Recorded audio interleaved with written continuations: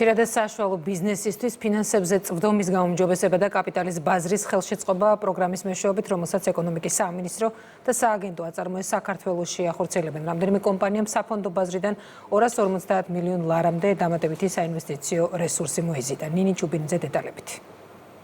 მორიგი მხარდამჭერი პროგრამა მცირე და საშუალო ბიზნესისთვის სააგენტო აწარმოეს საქართველოში კომპანიებს ინვესტიციებისა და დაფინანსების ალტერნატიული წყაროების მოძიებაში დაეხმარება.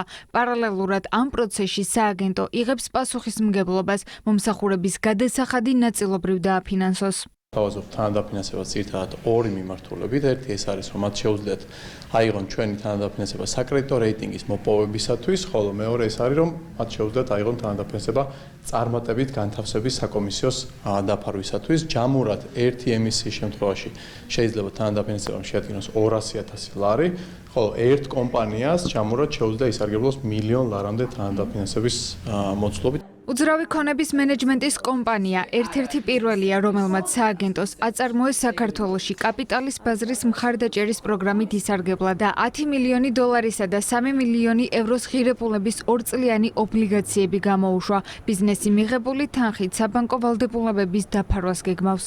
ძალიან მნიშვნელოვანი ასეთი პროექტის არსებობა ქვეყანაში, რადგან იგი ხელს უწყობს კომპანიებს ალტერნატიული გზებით მოიზიდონ სახსრები კაპიტალის ბაზრების განვითარების შედეგად.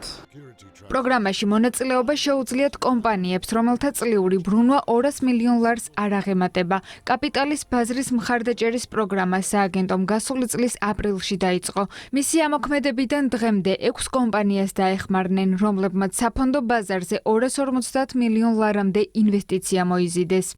ეს პროგრამა პასუხობს იმ გამოწვევას, რომელიც დაკავშირებული არის ფინანსებზე ხელმისაწვდომობასთან და, რა თქმა უნდა, მინდა ხაზი გაუსვა, რომ ამ ტიპის კაპიტალი თვისობრივად განსხვავებულია, ვიდრე საბანკო სასესხო კაპიტალი.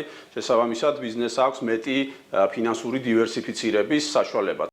სასესხო ფასიანი ქაღალდების გამოშვების მხარდამჭერი პროგრამის ფარგლებში 2024-28 წლებში დაგეგმილია 100-მდე ფასიანი ქაღალდების გამოშვება, რაც ბიზნესს 3 მილიარდ ლარამდე ინვესტიციას მისცემს.